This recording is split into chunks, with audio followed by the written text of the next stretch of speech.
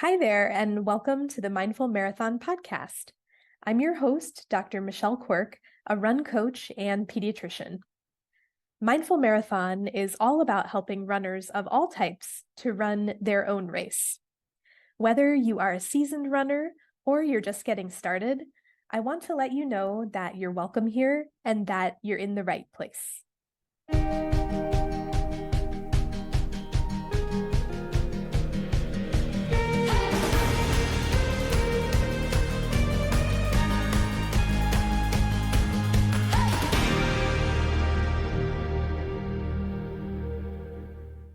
Hi, everyone, and welcome back to the podcast. Today, I have a very special guest with me, a returning guest from long, long ago. I have with me dietitian Ann Kent. She is a registered dietitian, a certified diabetes care and education specialist, and a certified intuitive eating counselor. She streamlines healthy eating for busy families with her wonderful meal planning app, the Peas and Hoppy Meal Guides. She also hosts the podcast Nutrition Nuance with dietitian Ann, where in each episode she answers a specific nutrition question and then spends the rest of the episode exploring the science, nuance, and application. And we'll talk more about that in a bit. Ann, welcome back to the show. I'm very happy to have you. It's so good to be here again. Yeah, it's great to continue our conversation over the years. Absolutely. We're talking about a very important topic today, all about GLP-1 medications and what we need to know as runners and athletes, and a deeper dive into GLP-1s, which I have not yet done on the podcast. So thank you for being here to share your knowledge with us. Tell us a little bit about yourself and your work, and we'll get into the topic for today.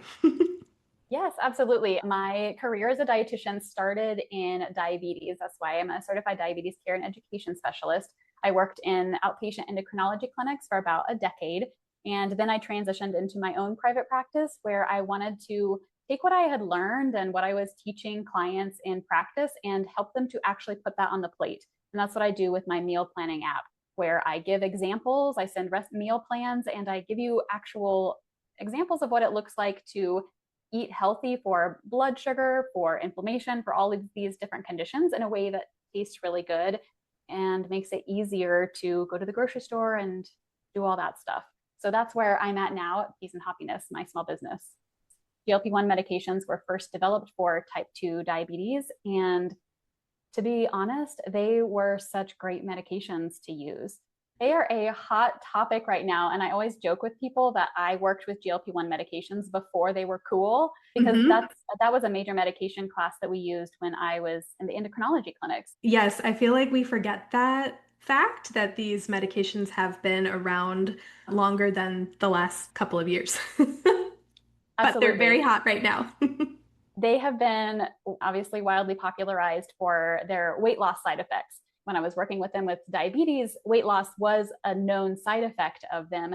But now they've come out with some GLP-1 medications that are higher doses of some of the similar medications that were used for type 2 diabetes. And so now they're also indicated for weight loss. So depending on what brand you're taking and what dose, you might be taking a type 2 medication or a weight loss medication, but they're actually the same molecule. Amazing. Can you, for the listeners, just a review, can you explain what the medications are? I know people are very familiar with them for the side effect of weight loss, and we'll get into that, but just a little background on them and what they do. Absolutely. When we talk about GLP-1 medication, there are actually two classes of medications that are sometimes lumped together. We have GLP-1 receptor agonists, which stands for glucagon-like peptide 1, and we have GIP receptor agonists, which stands for gastric inhibitory peptide. So these two molecules are actually naturally produced by the body, by the cells of the small intestine, and they work in several ways. The natural hormones have the same effects as the medications, but the medications basically have a stronger effect because they last longer in the body. So they work in multiple ways, and both of those molecules have the similar effects, but they work in different types of cells. And so Mhm. the effect is compounded when you use the dual medications like tirzepatide. Okay. So they slow gastric emptying. So they slow how quickly food goes out of the stomach. They also slow intestinal motility. So they slow how fast food is digested. And then these medications also work directly in different regions of the brain. And that is where some of the appetite suppression and some of the dopamine regulation, we see some of those effects. Okay. No, that's really helpful. And I know you had spoken about how you used to use them quite frequently in diabetes clinic a long while ago. But now, who are these medications really intended for? Who is an appropriate candidate to be on a GLP-1 and who may not be an appropriate candidate? I feel like the line Absolutely. is getting grayer. It is very blurry right now. I think, especially based on some of the commercials we're seeing Yes. these advertised to all sorts of people. I didn't mention one of the other mechanisms that these medications have, which is also a glucose dependent insulin production in the pancreas, which basically means that when your blood sugar is high, insulin is released. When it's low, when it's not high, insulin is not released. And so they also directly help with insulin sensitivity or insulin resistance and treating blood sugars. So that's why they were first developed for type 2 diabetes. So previously, these medications were approved for management and help with type 2 diabetes. How are they used to help manage weight loss? That's a great question because what the FDA has approved these medications for is different than how they are actually being used culturally, I would say. So the FDA, these medications are approved for weight management if someone has a BMI over 30 or if they have a BMI over 25, 27 with a weight related comorbidity. So, for example, if they have a BMI of over 27 and cardiovascular disease, then that would be a medically appropriate use of these medications. In practice, what I am seeing a lot is, and I think what's being advertised is being used to lose, quote unquote, like the last 10 pounds. Or if somebody is their body has changed going through perimenopause and menopause and they look differently than they used to, they feel uncomfortable. And so they're going to these medications to try and fit back in the body that they used to have. And that's where I think we really need to ask some more questions before we jump into these medications. And we need to understand more about how they work and what the long-term effects are of these medications. Yes, 100%. And our discussion before we got onto the podcast was all about this. And that's why I wanted to talk to Anne about it because I feel like we're being bombarded with a lot of information about these medications. And it feels just anecdotally in my personal and professional life that a lot of people are on these medications. And I just wanted to really learn more about the side effects and guidelines around why we should not be taking them. Absolutely. And I think, especially in your context of working with runners, it becomes even more pertinent when you have someone who is actually increasing their nutrition needs because of exercise. This medication is basically doing the opposite. It's suppressing the biological cues telling your body that you need to eat, where on the other hand, you have raised your metabolism and you actually need to eat more. So if you have a runner on a GLP-1, you have these two conflicting messages that your body is getting: eat less, but I need more. And so managing that it can be tricky and it can have some long lasting consequences for your health if you're not meeting your nutritional needs. Before we talk more about running specifically, for your experience using these medications in diabetes clinic, what were the recommendations for exercise and have those changed for those who are taking a GLP-1? It's a great question. Technically, the recommendations for exercise are the same, that we're aiming for 150 minutes of moderate intensity or 75 minutes of vigorous activity per week and 2 to 3 times of strength training. I Okay. think that the importance of strength training with GLP-1s, however, is turned up. I think it's actually more important to focus on strength training if you are on a GLP-1. And that's actually related to the weight loss that we see with GLP-1 more so than the medication itself. The Mm. biggest difference with GLP-1 is that they make weight loss possible for so many people who have otherwise not been able to lose weight. And so when you are in that catabolic state and you are breaking things down, you are losing weight. Anytime you are in weight loss, you are losing both fat tissue and lean body mass. When you're losing weight more quickly And especially if you're not supporting it with adequate nutrition, you end up losing a lot of muscle and bone.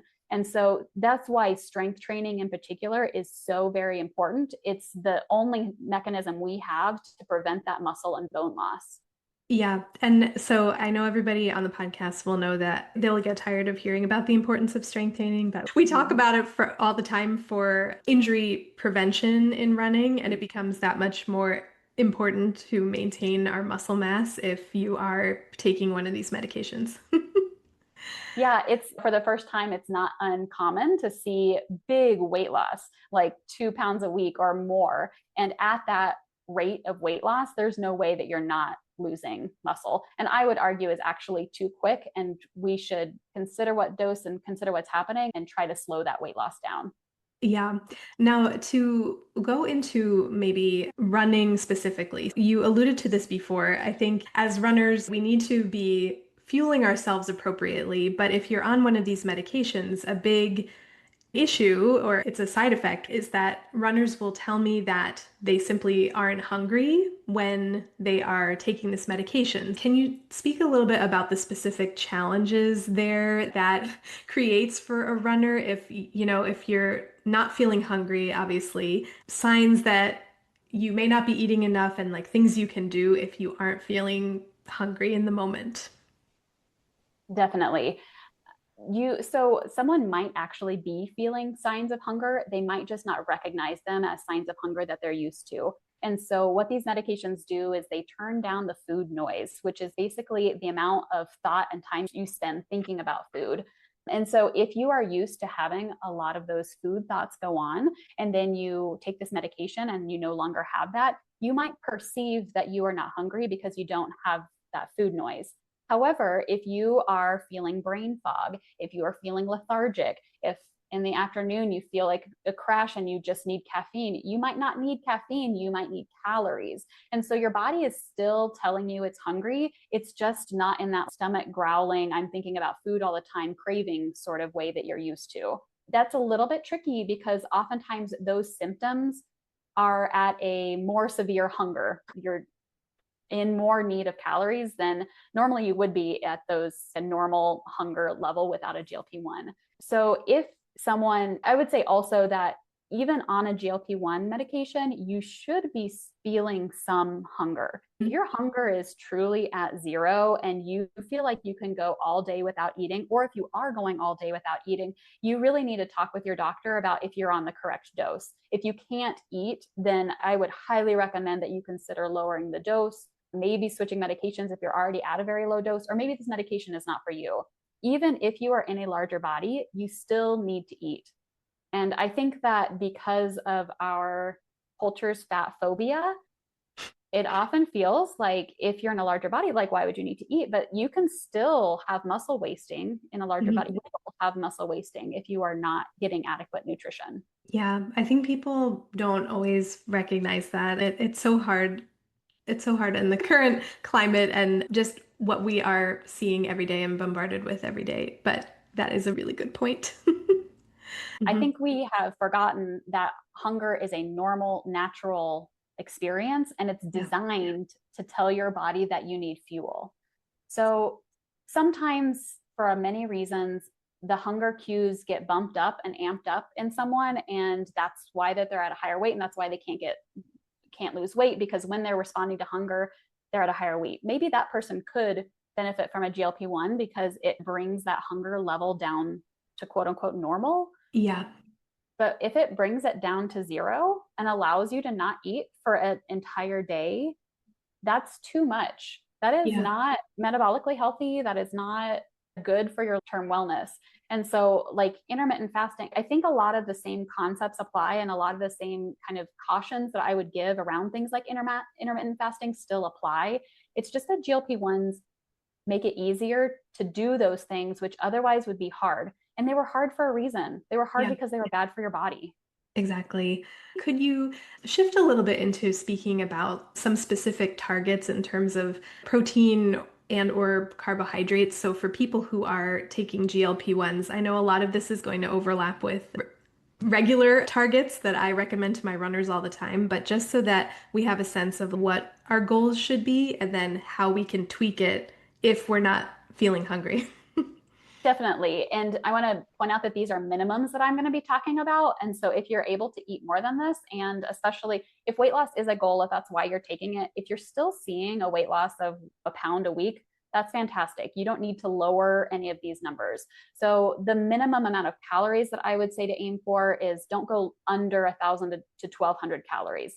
Something more, especially if you're running, I would actually bump that up maybe more to 1,500 to 1,600 calories and have that as your floor. If you're not able to get in that many calories, you probably need to talk with your doctor about lowering the dose of medication. Protein is the other really important macronutrient, and that is to help preserve the lean muscle tissue. And I would aim for 1.2 to 1.5 grams per kilogram of body weight per day. So take out your calculator, take your weight in pounds, divide it by 2.2, and then multiply it by 1.2 to 1.5, and that is your protein range. If you are in a larger body and you did that calculation and you're like, oh my gosh, these numbers are insane, I can't eat that much protein, then that's okay. Sometimes that can overestimate a little bit. And so instead, I would use a minimum of 80 to 100 grams of protein per day as and make sure you're getting in at least that amount. If you can't eat that amount, talk with your doctor about your dose. Yeah, amazing. Minimum protein requirement and strength training. Yes, That's, protein, strength training, and just overall calories. If you're yeah. not able to get in that many calories, we need to be looking at something else. Yeah. And okay, and then I want to talk about some red flags and also get into a little bit more of the bigger picture here when we take a step back. So, if you are a runner and you're on these medications, what might be some red flags that we should be talking to a healthcare provider if we're feeling these things? You spoke of some already, which is really not feeling hungry at all, that you could go like all day without eating. Those hunger cues aren't there. That seems to be one, but can you speak to a couple of others?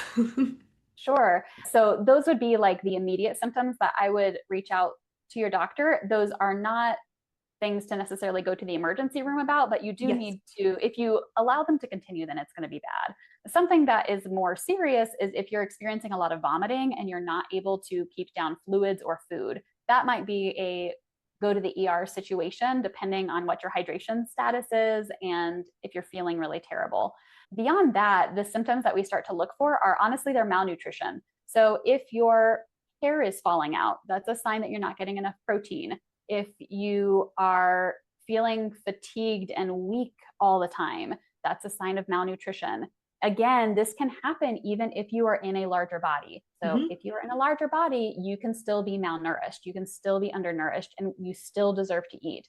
So, and then there are some acute side effects of the GLP-1 medication that are rare, but you should talk with your doctor about. For example, pancreatitis is very rare, but it can happen. And so if you're seeing any of those signs or symptoms, go to the ER. If you're having stabbing, sharp pain, go to the ER. Yes, definitely. They're rare, but need to be talked about with your doctor for sure. Compounded medications were very popular for a while, and all of these risks are going to be greater if you are taking a compounded medication because those are not FDA approved. They're actually mixed in a licensed pharmacy or by a physician, but there can be some tricky things that go on with them. Like the dose might not be perfect batch to batch. There can be contamination. There can be a lot of other things that go on. So I really recommend that you have a conversation with your provider about whether a compounded medication is right for you because it does carry more risks of some of these side effects. Yeah, no, I think that's a great point to say because the availability of these medications has been quite difficult. And so a workaround for that has been getting them from a compounding pharmacy, but there's just more variables and more room for error when you do that.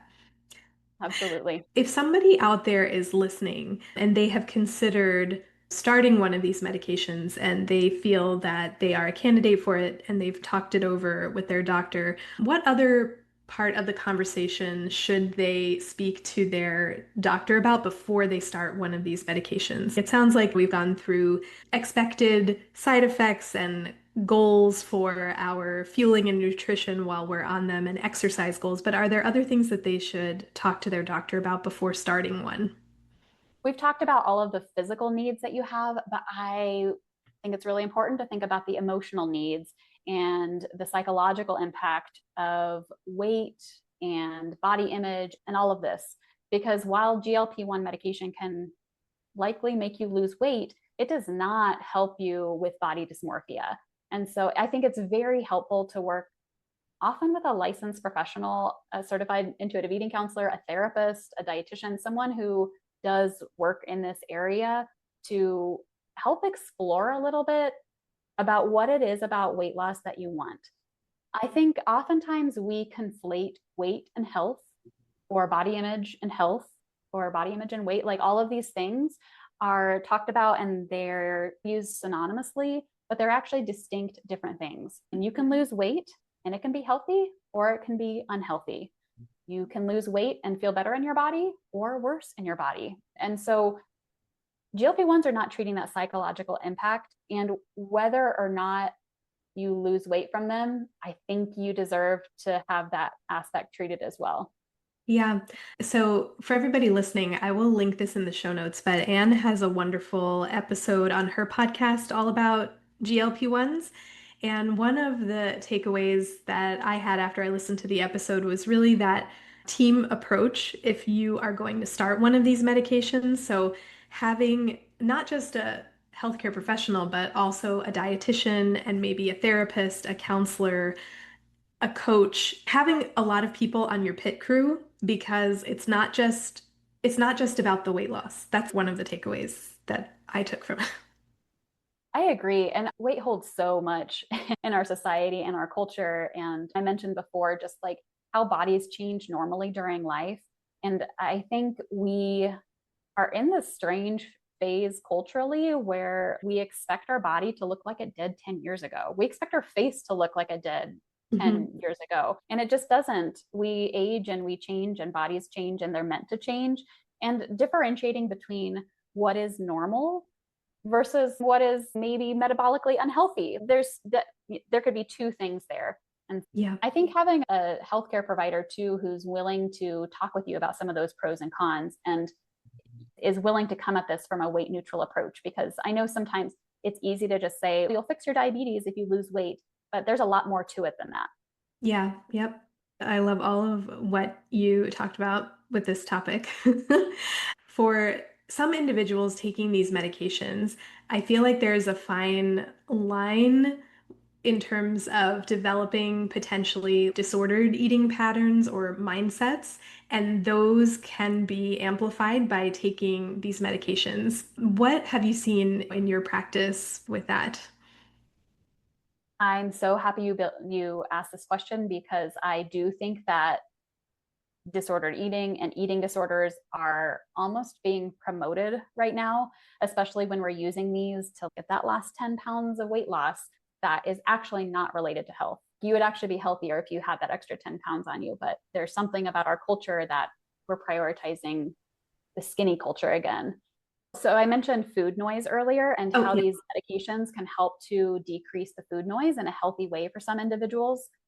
I've also seen the opposite almost be true, that the hunger is so suppressed that now it's almost an excuse to not eat. It's an excuse to not fuel. And so if you had some of those restrictive tendencies, then this medication can actually be pretty damaging because it gives you license to not fuel, to underfuel. And so Mhm. it can really exacerbate those sorts of issues. Yeah, I think that's a really important point. And I've coached a couple of runners who have been on these medications, and we always really place a focus on fueling and hydration and nutrition and all of these things, but it takes a little bit of extra intention when you're on these medications to make sure you're really meeting those nutritional goals. And in addition to the aerobic exercise with running, that goal is usually met very well, but the strength training goal is a challenge. So if you are working with a running coach, even if it's not me, it's very important that they know that you're on these medications. And Mhm. sometimes it might not be something that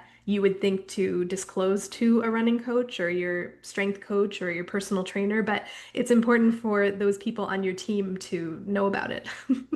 Yeah. And from a coaching perspective, from your perspective, you would be able to ask them about symptoms and help them check in to make sure they're getting enough fuel. You can ask if they're feeling dizzy after a run, if they're experiencing those crashes. And so Mhm. you can be an extra checkpoint of, are you fueling enough? I'll Yeah. also say that one thing that I've experienced working one on one with clients is, especially for people who have lived life in a larger body, there is so much morality assigned to weight in our culture that I have to beg them to eat. I have to convince them that they are worthy and deserving of nourishment. And I just want to say for anybody who is listening, you are worthy of nourishment. You deserve fuel. Your body deserves kindness at whatever size that you're in. And Mhm. even if you're on these medications, and even if you are pursuing weight loss in a healthy way or whatever, you still deserve to eat. Amen. And I will add just a separate little love note to carbs because I feel like that has been a hill that I have tried to climb the last couple of years as a running coach to really have carbs be our friend and trying to change people's views about carbs. And it's okay to have all the carbs you want. Yes, carbohydrates are protein sparing. So if anybody needs a little push, what I mean by that is that carbohydrates are designed to be our energy source. If you are not getting enough carbohydrates, your body will go and use other sources to use for energy. And so it will start using your protein for energy instead of a building block.